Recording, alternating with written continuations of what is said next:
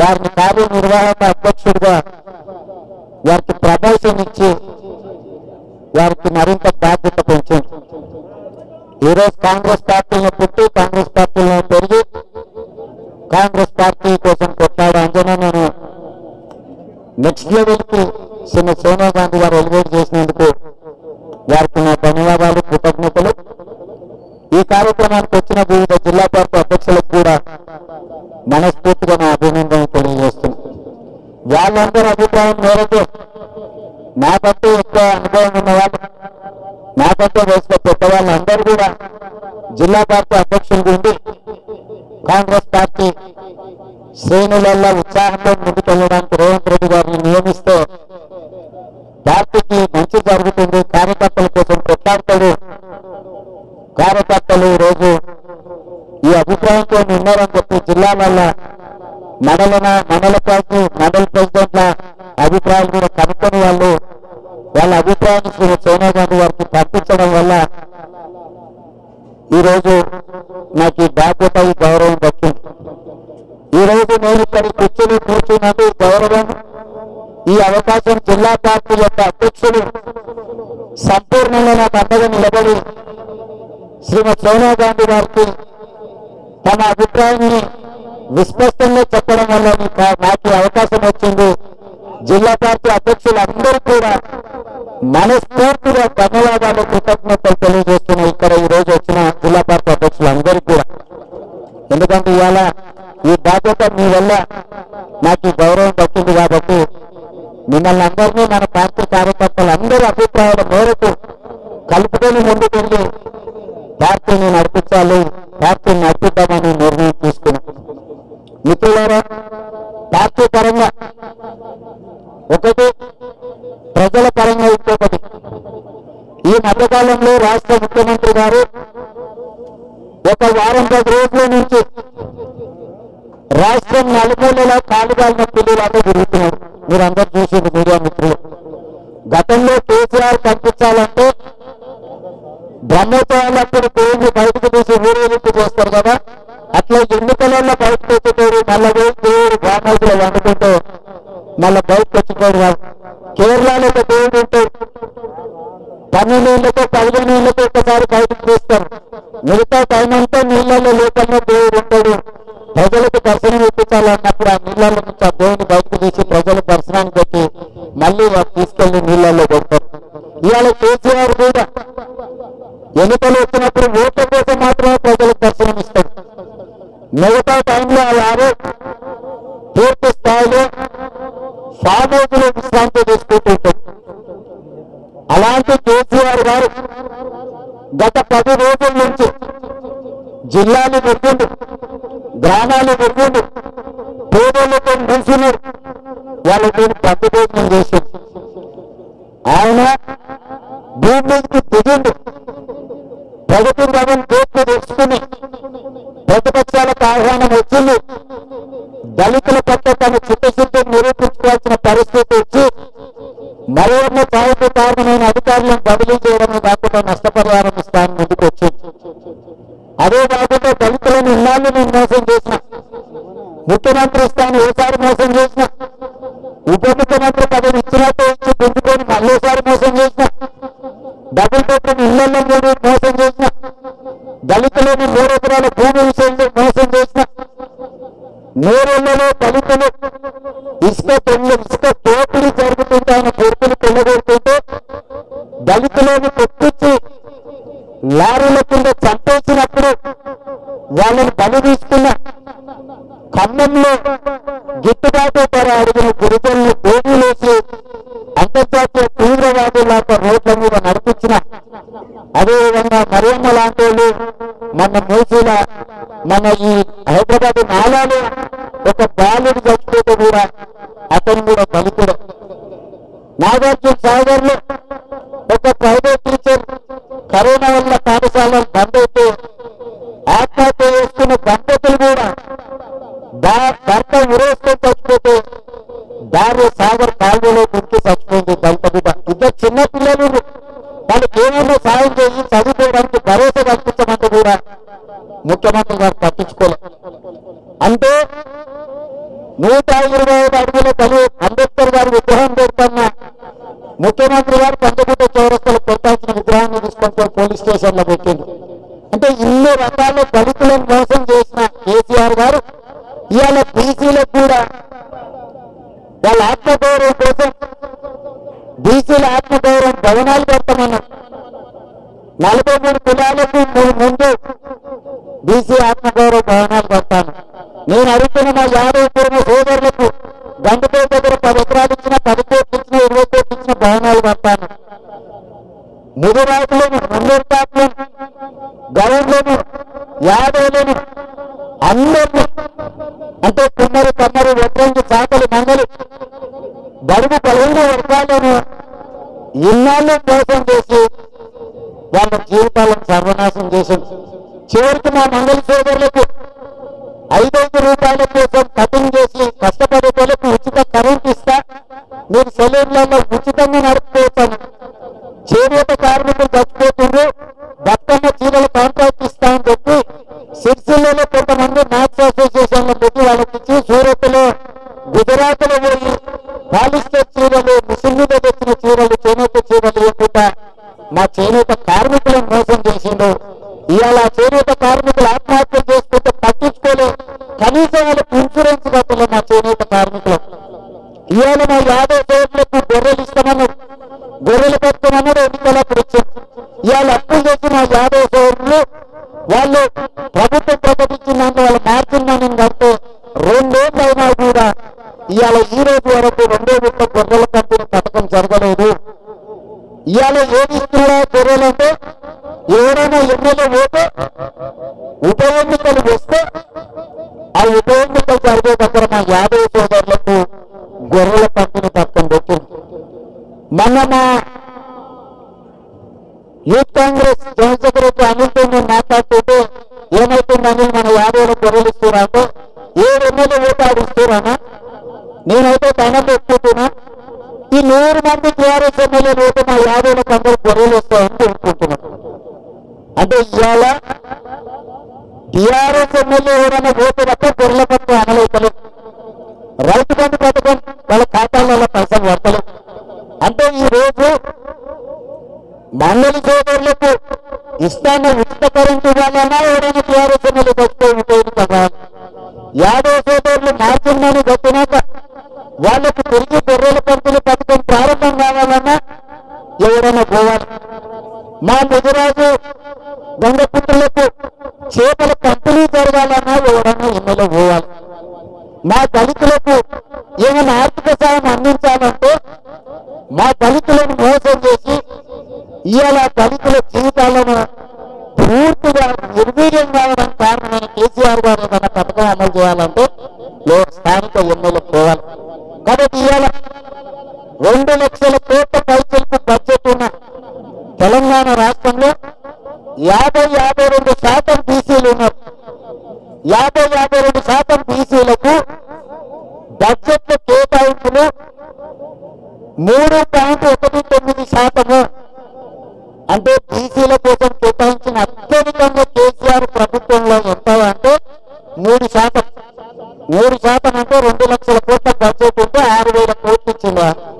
ఇవాళ సమాజంలో సగభాగం ఉన్న బలహీన వర్గాలకు బడ్జెట్ లో 50% ఇవాళ జనాభా ప్రాతిపదికన వాళ్లకు బలహీన వర్గాలకు, దళితులకు, గిరిజనులకు జనాభా ప్రాతిపదికన వాళ్ళ హక్కులు వాళ్ళకు నిధులు కేటాయించాల్సిన రాష్ట్ర ప్రభుత్వం బలహీన వర్గాల అభివృద్ధి కోసం ఇవాళ 3% నిధులు కేటాయించిందంటే ఇంత దుర్మార్గమైన పరిస్థితి ఉందో ఆలోచన చేయండి. అదేవిధంగా బీసీ కార్పొరేషన్ల లోన్లకు అప్లై చేసుకుంటే 5,20,000 అప్లికేషన్లు ఇవాళ బీసీలు అందరూ ప్రభుత్వం నుంచి అందించే ఆర్థిక సహాయానికి వాళ్ళ యొక్క దరఖాస్తులు ప్రభుత్వం దగ్గర పెండింగ్ ఉన్నాయి. ఇవాళ ఏమి ఇస్తలేదు. ఇవన్నీ బీసీలకు మేలు జరగాలన్నా, చేనేత కార్మికుల హెల్త్ కార్డు రావాలన్నా, యాదవులకు గొర్రెలు రావాలన్నా, గౌళ్లకు సహాయం జరగాలన్నా ఇవాళ ఈ రాష్ట్రంలో ఉన్న టీఆర్ఎస్ ఎమ్మెల్యే పోతే తప్ప నియోజకవర్గంలో వస్తలేదు. దుబ్బాకలో ఎమ్మెల్యే పోతే అక్కడ పథకం అమలు చేసి, నాగార్జున సాగర్ లో ఎమ్మెల్యే పోతే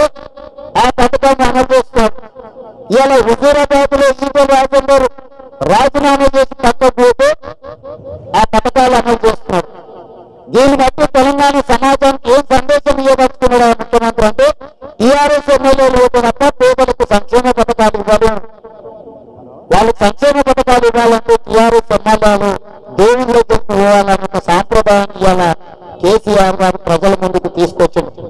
కాబట్టి వాళ్ళందరూ మంచిగా ఉండాలని నేను కోరుకుంటున్నాను. వాళ్ళందరూ దేవుని దగ్గర పోవాల్సిన పని లేదు. కానీ ఆ 100 మందికి పదవి ఊడిపోతే మాత్రం తప్పకుండా ఉప ఎన్నికలు వస్తే ఉప ఎన్నికలు వచ్చి పేదలకు సహాయం జరుగుతుంది. ప్రభుత్వ సంక్షేమ పథకాలు అందుకే ఏదైతే బీసీల ఆత్మ గౌరవం కోసం కట్టమన్న భవనాలు పూర్తయితే ఇవన్నీ ఒక భాగం సంక్షేమం. ఇక అభివృద్ధి లేకపోతే తెలంగాణ కొట్లాడి తెచ్చుకున్నదే ఉద్యోగాల కోసం, ఉద్యోగ నియామకాల కోసం. ఈ ఉద్యోగాల నియామకాల మీద కేసీఆర్ గారు నోటిఫికేషన్ ఇవ్వకపోవడం వల్ల నిన్న టీఆర్సీ మీద రాష్ట్ర ప్రభుత్వం నియమించిన కమిటీ ఇచ్చిన నివేదిక ప్రకారం 1,90,000 ఖాళీలు ఉన్నాయి. ఈ 1,90,000 ఖాళీలల్లో 16% ఎస్సీలకు వస్తాయి, 10% ఎస్టీలకు వస్తాయి, దాదాపుగా 50-60% బీసీలకు వస్తాయి. అంటే ఈ నియామకాలు జరిగితే ప్రత్యక్షంగా పరోక్షంగా ఓపెన్ కాంపిటీషన్ లో కానీ రిజర్వేషన్ కేటగిరీలో కానీ ఈ 1,91,000 ఉద్యోగ ఖాళీల 1,50,000 ప్రభుత్వ ఉద్యోగాలు బలహీన వర్గాలకు, దళితులకు, గిరిజనులకు, మైనారిటీలకు అందే అవకాశం ఉంది. 7 ఏళ్ల నుంచి ముఖ్యమంత్రి గారు ఈ ఉద్యోగ నియామకాల ప్రక్రియ చేపట్టకపోవడం వల్ల ఇవాళ బీసీలు, ఎస్టీలు అత్యధికంగా నష్టపోయింది, మైనారిటీలు అత్యధికంగా నష్టపోయింది. మరి ఇవన్నీ సమస్యలు ఉన్నప్పుడు వీటికి పరిష్కారం సర్వరోగ నివారణ జిందా తిలస్మత అన్నట్టుగా ఈ అన్ని సమస్యలకు పరిష్కారం రావాలంటే కేసీఆర్ అధికారంలో నుంచి పోవాలి. కేసీఆర్ అధికారంలో నుంచి పోవాలి అంటే ఉన్నతంగా రాజ్యాంగపరంగా ఇంకా 2.5 ఏళ్ల సమయం ఉంది. అయితే ఒక్క అవకాశం ఉంది. కేసీఆర్ కు రాక్షస బలం ఉంది. భస్మాసురుడికి కూడా బ్రహ్మాండమైన వరం ఇచ్చింది విష్ణు. నువ్వు ఎవరినొత్తి మీద చేయబోతే భస్మం అయిపోతాడు. శివరాత్రికి జరిగిన పరిణామాలలో భస్మాసురుడు ఆ చేయి తీసి ఆయన నెత్తి మీదనే పెట్టుకున్నాడు. దాంతో పొయ్యింది. అంటే కేసీఆర్ కూడా భస్మాసురుడు లాంటి కేసీఆర్ మొత్తం రాజకీయ ప్రస్థానం చూడండి. తెలుగుదేశం నుండి రాజీనామా చేసి ఎన్నికలకు పోయింది, కాంగ్రెస్ అధికారంలో ఉండి రాజీనామా చేసి ఎన్నికలకు పోయింది, ఆ తర్వాత ఉప ఎన్నికలు తీసుకొచ్చింది. మన ప్రభుత్వం వచ్చిన 5 ఏళ్ల క్రితం ప్రజలు చేసి ఏడాది ముందే ప్రభుత్వాన్ని రద్దు చేసింది. ఇవన్నీ భస్మాసుర లక్షణాలు. నేను దేవుని ఒక్కటే కోరుకుంటున్నా, ఈ 4 కోట్ల మంది యొక్క ప్రజల ఆలోచనను వాళ్ళ సమస్యల పరిష్కారం కోసం మంచి జరగాలంటే ఒకే ఒక్కరు జరగాలి. దేవుడు కేసీఆర్ గారికి ప్రత్యక్షమై మీ ప్రభుత్వాన్ని రద్దు చేసుకొని, ప్రభుత్వం రద్దు చేసుకునే విధంగా కేసీఆర్ కు దేవుడు ఆయనకు బుద్ధి కల్పిస్తే భస్మాసురుడు ఆయన శరీరాన్ని నెత్తి మీద పెట్టుకొని ఎట్లా భస్మం అయిపోయిందో ఈ ప్రభుత్వం పోవాలంటే కేసీఆర్ కు దుర్బుద్ధి వచ్చి ప్రభుత్వాన్ని రద్దు చేస్తే మొత్తం రాష్ట్రంలో 119 నియోజకవర్గాలలో ఉప ఎన్నికలు వస్తాయి. ఈ ఉప ఎన్నికలు వస్తే ఇప్పటి వరకు ప్రజలకు జరిగిన అన్యాయ అక్రమాలను సరిదిద్దడానికి కాంగ్రెస్ పార్టీ శ్రేణులు సిద్ధంగా ఉండాలి. ఈ వేదిక మీద మా జిల్లా పార్టీ అధ్యక్షులందరికీ నా సూచన, నా విజ్ఞప్తి ఒకటి. ప్రజలు చాలా కష్టాల్లో లేరు, ప్రజలు చాలా ఇబ్బందుల్లో లేరు, సంక్షేమ పథకాలు అందక చాలా మంది చచ్చిపోతున్నారు. కరోనాతోని ప్రైవేట్ ఆసుపత్రులు లక్షల కోట్ల రూపాయలు ఫీజులు వసూలు చేయడం వల్ల ఇవాళ పేదల భక్తులు చిక్కిపోయినాయి. కరోనా ఒక పక్కన ప్రమాదం అయితే కేసీఆర్ 2వ పక్కన ప్రమాదంగా తయారైంది. ఇవాళ కరోనా కేసీఆర్ తెలంగాణ బట్టి పీడిస్తున్న ఒక అంటువ్యాధి. దీనికి పరిష్కారం కరోనా పోవడానికి వ్యాక్సిన్ వచ్చింది. కేసీఆర్ పోవాలంటే ఎలక్షన్ రావాలి. ఒకటే దీనికి మందు. నేను ఇక్కడ నా జిల్లా పార్టీ అధ్యక్షులకు ఒకటే ప్రజలకు చెప్పాను, అయ్యా కరోనాను ఎదుర్కోవడానికి వ్యాక్సిన్ వచ్చింది, సూది మందు వేసుకుంటే కరోనాను మనం ఎదుర్కోవచ్చు, కరోనా రాకుండా పోతుంది అని డాక్టర్లు చెప్తారు. మనం నమ్ముతున్నాం. మరి కేసీఆర్ ఎదుర్కోవాలి, కేసీఆర్ పోవాలంటే ఏం రావాలి? ఎలక్షన్ రావాలి. ఎలక్షన్ రావాలి అనేది మన చేతిలో. ఆయన అంతలో భస్మాసురాస్త్రం 2.5 ఏళ్ళు ఉండాల్సిన పండుగ 6 నెలలని కూలిపోతుంది. లేదంటే ఆ కుటుంబంలో ప్రగాదాలు వచ్చి ఏమన్నా జరగనన్నా జరగాలి. ఇక అది జరుగుతో లేదో కానీ ఇవాళ సర్వరోగ నివారణ తెలంగాణలో అన్ని సమస్యలకు శాశ్వత పరిష్కారం జరగాలంటే ఏదో రకంగా రాష్ట్రం మొత్తంలో ఎన్నికలు రావాలి. కేసీఆర్ దేవుడు బుద్ధి కల్పించి ప్రభుత్వాన్ని రద్దు చేపిస్తే మరి మనం అందరం సిద్ధంగా ఉండాలి. ఎందుకంటే కేసీఆర్ ఎప్పుడు ఏం చేస్తాడో తెలియదు. 2001 నుంచి ఆయన పార్టీ వచ్చినప్పటి నుంచి 2014 వరకు మీరు చూడండి, ప్రశాంతంగా ఉన్నప్పుడల్లా కేసీఆర్ రద్దు చేసుకొని ఉన్నప్పుడు రద్దు చేసుకొని ఎన్నికలకు వస్తాం. మన స్పష్టమైన మెజారిటీ ఉన్నా కూడా 2014 నుంచి 2019 వరకు అధికారం ఇస్తే 2018లో ప్రభుత్వాన్ని రద్దు చేసి ఎన్నికలు తీసుకొచ్చాం. కాబట్టి ఇప్పుడు కూడా 2018లో ఎన్నుకునే కేసీఆర్ ని 2023 వరకు, కానీ కేసీఆర్ ని చెక్కల చిత్తం ఎప్పుడేం చేస్తాడో ఎవరికి తెలియదు. ఆయనకి ఎప్పుడో రాత్రి కూడా తల వస్తాడు, పొద్దుపూట వచ్చి కారణం వెళ్తాడు, ప్రభుత్వం రద్దు అంటారు, ఆ శని పోతాయి. సరే ఆయన అయితే శని వెళ్తాడు, కానీ మరి మనం ప్రజలకు ఎట్లా అండగా ఉండాలంటే మనం అప్రమత్తంగా ఉండాలి. సరిహద్దులో సైనికులు ఎంత అప్రమత్తంగా ఉంటారు, సోనియా గాంధీ గారు నియమించిన సైనికులు మనము ఈ ప్రజలను కాపాడడానికి, ఈ ప్రజలను కష్టాల నుంచి బయటకు తీసుకురావడానికి, ప్రజల కష్టాలు తీర్చడానికి సోనియా గాంధీ గారు తెలంగాణ ఇస్తే పెన్నమీద నుంచి పేలవడ్డాయి. ఒక దగ్గర విముక్తి జరిగితే రెండో దగ్గర బందీ అయిన. కాబట్టి ఈరోజు భౌగోళిక తెలంగాణ వచ్చింది, కానీ ప్రజలు కోరుకున్న సామాజిక తెలంగాణ రాలేదు, సామాజిక న్యాయం జరగలేదు. సామాజిక న్యాయం అంటే కేసీఆర్ అనుకుంటున్న ఆయన సామాజిక వర్గానికి పదవులు ఇచ్చి, పైసలు ఇచ్చి, కాంట్రాక్టులు ఇచ్చి, మంత్రులు ఇస్తే సామాజిక న్యాయం జరిగింది అనుకుంటున్నారు. ఉన్న 18 మందిలో 4 కేసీఆర్, హరీష్ రావు, కేటీఆర్, దయాకర్రావు, ఇక వినోద్ రావు, ఇక చెప్పుకుంటే ఓటే కృష్ణారావు, అన్నట్రావు, ఇక చెప్పుకుంటే ఓటే ఎవరిని చూసినా అంతా రావడం, పేదలకు మాత్రం ఏం రావడం లేదు. కాబట్టి మనకు అన్ని రావాలంటే, ఈ రావులు పోవాలంటే ఈ ప్రభుత్వం రద్దు కావాలి. ఈ ప్రభుత్వం రద్దు అయితే కేసీఆర్ చేస్తే మనం కష్టపడాల్సిన పనులు ఎక్కువసారు కేసీఆర్ తిక్క ముదురుతుంది, ఆటోమేటిక్ గా రద్దు చేస్తాడు. మరి ఆ సందర్భం వచ్చినప్పుడు మన అందరం కూడా అప్రమత్తంగా ఉండాలి. జిల్లా పార్టీ అధ్యక్షులు అందరూ కూడా మీరందరూ కలిసి ఒక మంచి అభిప్రాయం కేంద్రానికి, మన పార్టీలో ఉండే పెద్దలకు మీ అభిప్రాయాలను విస్పష్టంగా చెప్పడంతో మీ అందరికంటే దాదాపు ఈ వేదిక మీద అందరు జిల్లా పార్టీ అధ్యక్షుల కంటే వయసులో నేను చిన్నవాడిని అయి ఉండొచ్చు. ఒకవేళ నాకం తక్కువ మా డాక్టర్ వంశీకృష్ణ గారు ఉన్నారేమో, కానీ దాదాపుగా 99% అందరూ నాకంటే పెద్దోళ్ళు. మీరు అందరూ వయసులో అనుభవంలో పెద్దవాళ్ళుగా ఉన్నా నన్ను ఈ కుర్చీలో కూర్చోబెట్టంత పెద్ద గౌరవం ఇచ్చిండ్రు. నేను శ్రీమతి సోనియా గాంధీ గారి మనిషిని. నేను కాంగ్రెస్ పార్టీ బిడ్డను. మా కుటుంబాలు తరతరాలుగా కాంగ్రెస్ పార్టీతో పనిచేసినాయి.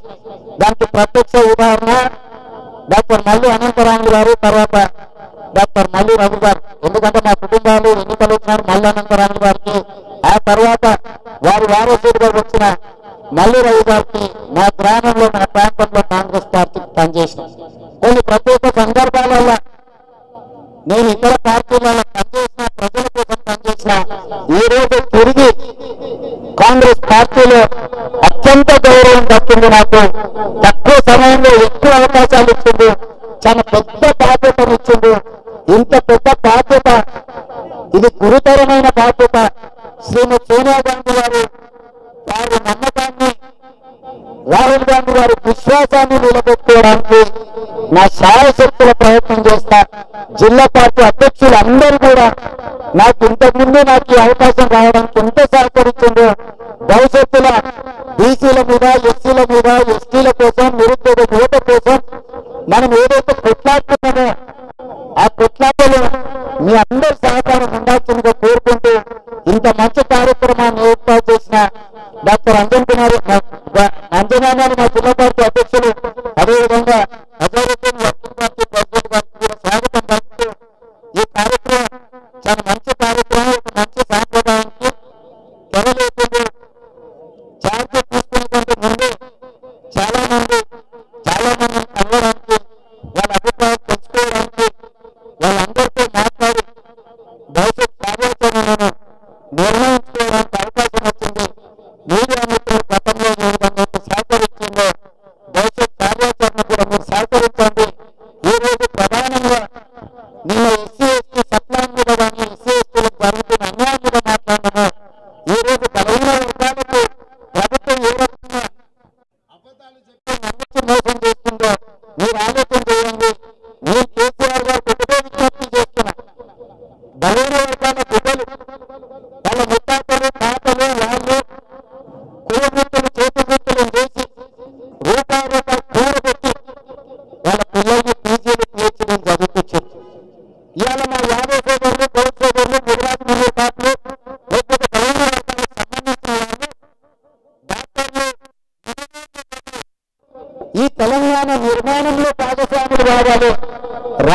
అధికారంలో భాగస్వాములు కావాలనుకుని వాళ్ళు చదువుకున్నారు.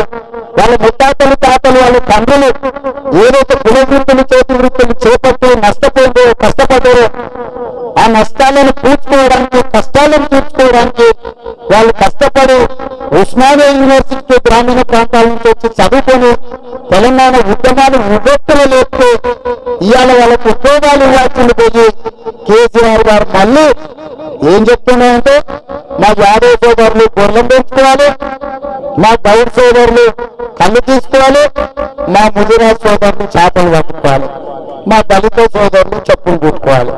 నేను ఒక్కటే అడుగుతున్నా, యాదవ్లు గొర్రెలు పెంచుకొని గౌడ్లు కళ్ళు తీసుకొని ముదిరాజులు చేపలు పట్టుకొని చేనేత కార్మికులు బట్టలు వేసి దళితులు చెప్పులు కుట్టుకుంటే మీ బిడ్డలేమో రాజ్యాన్ని వెళ్తారా? మీ బిడ్డలేమో గడ్డ మీద కూర్చొని రాజ్యం వెళ్తుంటే మా బలహీన వర్గాల బిడ్డలేమో గొర్రెలను చేపలను పట్టుకొని పందులను పెంచుకొని బతకాలనా? ఇది దుర్మార్గమైన ఆలోచన. ఇవాళ కుల వృత్తులు చేతి వృత్తుల వల్ల వాళ్లకు ఆర్థిక ప్రయోజనం లేకపోగా ఆత్మహత్య చేసుకోవాల్సిన పరిస్థితి వచ్చింది. ఇవాళ సిరిసిల్లలో ఉండే చేనేత కార్మికులు ఉరికంప పెట్టుకున్నారంటే వాళ్ళ వృత్తి లాభసాటిగా లేకపోవడం వల్లనే కదా. ఇవాళ పీజీలు పిహెచ్డీలు చదువుకున్న వాళ్ళు కూడా ఇవాళ ఆ కుల వృత్తులకు మళ్ళా పంపాలన్న ఆలోచన దుర్మార్గమైన చర్య. కాబట్టి భవిష్యత్తులో కాంగ్రెస్ పార్టీ మొట్టమొదటి ప్రణాళిక, మొట్టమొదటి కార్యాచరణ, మొట్టమొదటి పోరాటానికి పునాదులు నిరుద్యోగ సమస్య మీద ప్రభుత్వంలో ఖాళీలున్న 1,91,000 ప్రభుత్వ ఖాళీలు ఏవైతే ఉన్నాయో ఏ ఉద్యోగాల కోసం తెలంగాణ బిడ్డలు 1,200 మంది ఆత్మ బలిదానం చేసుకుని తెలంగాణ రాష్ట్రం సాధించుకున్నారు. వాళ్ళ బాధ చూడలేక, వాళ్ళ దుఃఖం చూడలేక తల్లి శ్రీమతి సోనియా గాంధీ గారు తెలంగాణ రాష్ట్రం ఇచ్చారు. ఈ సందర్భంగా ఇప్పుడున్న పెద్దలతో కాకుండా మీడియా మిత్రులకు కూడా ఒక మాట చెప్పదలుచుకున్నా. తెలంగాణ తల్లి ఎప్పుడూ మనం చూడలేదు. ఎవరికి వేసినట్టు వాళ్ళు బొమ్మ తీసుకొని దీనిలో మా తెలంగాణ తల్లి అనుకున్నారు. కానీ మన కళ్ళ గుండెలు కదులుతున్న తెలంగాణ తల్లి ఎవరైనా ఉన్నారంటే అనుకున్న సోనియా గాంధీ గారు. ఆ తల్లి ఈ బిడ్డల కోసం, ఈ బిడ్డల కష్టాలు తీర్చడానికి ఇవాళ తెలంగాణ తల్లి సోనియా గాంధీ రూపంలో తెలంగాణ రాష్ట్రం ఇచ్చింది. ఆ తెలంగాణ తల్లి యొక్క ఆకాంక్ష పేద ప్రజల యొక్క అభ్యున్నతి, బడుగు బలైన దళిత గిరిజన మైనారిటీ వర్గాలు మహిళలు ఆత్మ గౌరవంతో బ్రతకాలి అని చెప్పి ఆ తల్లి శ్రీమతి సోనియా గాంధీ గారు తెలంగాణ రాష్ట్రం ఇచ్చింది. నేను ఈ 4 కోట్ల తెలంగాణ ప్రజలకు గర్వంగా ఈ రోజు నుంచి విజ్ఞప్తి చేస్తున్నా. తెలంగాణ తల్లి ఎప్పుడో మనకు తెలియదు. కేసీఆర్ చిత్రకారుని పిలిచి దాని బిడ్డను చూపించి ఇట్లా తెలంగాణ తల్లి ఉంటుందని బొమ్మజీ విగ్రహం పెట్టంటే ఆయన బిడ్డ పేరుతో కూడుకున్న తెలంగాణ తల్లిని చూపించింది తప్ప అసలైన తెలంగాణ తల్లి ఎప్పుడో మనం చూడలేదు. కానీ నేను ఈ దేశం మీద నుంచి గర్వంగా చెప్తున్నా, తెలంగాణ తల్లి ఎప్పుడో ఉండదు. తెలంగాణ తల్లి సోనియా గాంధీ లాకుంటుంది. మన కన్న తల్లి తర్వాత ఎవరికైనా మన తల నుంచి దండం పెట్టాలంటే అది శ్రీమతి సోనియా గాంధీ గారికి. ఏ బ్యాంకు బండ దగ్గర అమరవీరుల స్తూపం కడుతుందో ఆ అమరవీరుల స్తూపంలో కూడా కేసీఆర్ అవినీతి పాల్పడ్డాడు. 63 కోట్లకు టెండర్ పిలిచి 80 కోట్లు అయిపోయినాయి. ఇప్పుడు ఇంకొక 100 కోట్లు రావాలని వచ్చింది. టెండర్లోనే వాటి వివరాలన్నీ బయటపెట్టా. కేసీఆర్ అవినీతికి సాగునీటి ప్రాజెక్టులు, తాగునీటి ప్రాజెక్టులు, శాండ్, ల్యాండ్, రైలు, మైలు కాంట్రాక్ట్స్ అన్నీ అయిపోయి చివరికి అమరవీరుల స్తూపాన్ని కూడా వదలలేరా? ఇంత దుర్మార్గుడు, ఇంత ఆర్థిక ఉగ్రవాది, అత్యంతకలి ఆర్థిక ఉగ్రవాది కేసీఆర్. అమరవీరుల స్తూపాన్ని కూడా వాళ్ళ అవినీతికి బలైంది. ఆడ మొండి గోడల్లాగా నిలబడ్డారు. దాని వివరాలన్నిటిని చార్జ్ తీసుకున్న తర్వాత ఏ తారీఖు తర్వాత మీడియా మిత్రులారు ఒకసారి విజువల్స్ అన్ని తీసుకొని పెట్టుకోండి. ఇప్పుడు అక్కడ అమరవీరుల స్తూపాన్ని ఆ తర్వాత నేను అన్ని వివరాలు మీకు చెప్తా. అంటే కేసీఆర్ దోపిడీకి దొంగలను చూసినాం, దోపిడీదారులను చూసినాం, గురిమందల చెప్పులెత్తపోతే కూడా చూసినాం మనం. కానీ చివరికి అమరవీరుల స్తూపంలో కూడా కోట్ల రూపాయల అవినీతికి పాల్పడే ఒక దుర్మార్గుని ఆత్మ కేటీఆర్ ని చూస్తున్నా. మరి కేసీఆర్ కి చెప్పు దోపిడీ జరుగుతుందా, చెప్పకుండా కొడుకు దొంగతనం చేస్తున్నా కేసీఆర్ చెప్పాలి. వాటి వివరాలన్నీ కూడా తొందరలోనే బయటపడతా. ఈ రోజు ఈ బలహీన వర్గాలను వంచడానికి మళ్ళీ కొత్త నాటకానికి తెరలేసుకున్నట్టున్నాడు. వీటన్నిటిని దృష్టిలో పెట్టుకొని మా జిల్లా పార్టీ అధ్యక్షులు అందరూ కూడా అప్రమత్తంగా ఉండాలి. భవిష్యత్ కార్యాచరణకు ఎప్పుడు పిలిపించిన 5-6 గంటలలో ఏడు చెప్తే అక్కడికి చేరుకునేటట్టు సిద్ధంగా ఉండాలి. ఇంటికాడే చెప్పిండ్రు 2 ఏళ్ళు నాకు సెలవు ఉందని ఇంటికి సెలవు పెట్టారు. ఇంటానికి సెలవు కోసం దరఖాస్తు పెట్టారు. 2 ఏళ్ళు ఇంటికి వచ్చిందా రాలేదా తిన్నడా పండినా అనేది చూడే పర్లేదు. నాకు పెద్ద బాధ్యత ఉన్నది, తెలంగాణ సమాజం కోసం కొట్లాడుతున్నాను. మొదట ఇంటానికి సెలవు దరఖాస్తు పెట్టాల్సిందిగా మా జిల్లా పార్టీ అధ్యక్షులందరికీ విజ్ఞప్తి చేస్తున్నా. ఇలా బ్రహ్మ రాక్షసుని ఎదుర్కొనే పరిస్థితులు ఉన్నాయి. రావణాసురుని ఎదుర్కోవడానికి రాముడు ఎక్కడి వాళ్ళు రాలేదు.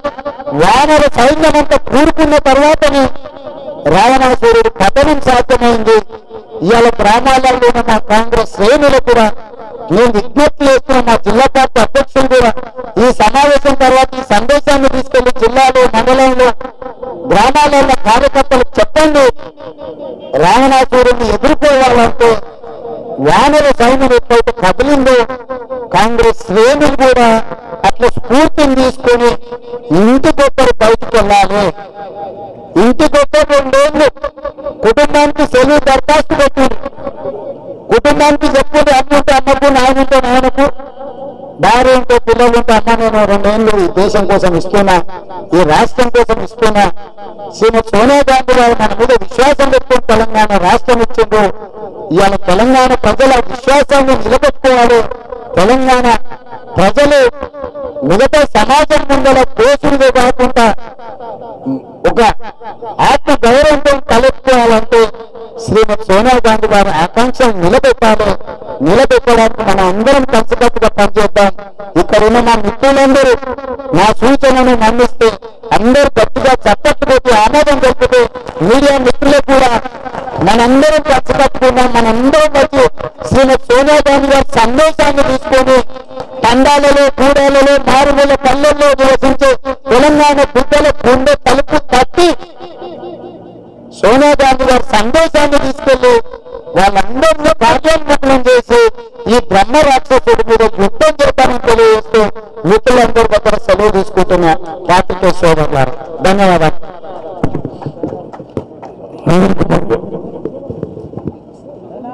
జిల్లా అధ్యక్షులందరూ ఒక్కొక్కరు సన్మానం చేయవలసిందిగా కోరుతాం. రాజేందర్ రెడ్డి గారు, అదేవిధంగా అరవింద్ మీరు కాదు ఒక షాల్ తీసుకో, అజరుద్దీన్ కప్తాను ఒక షాల్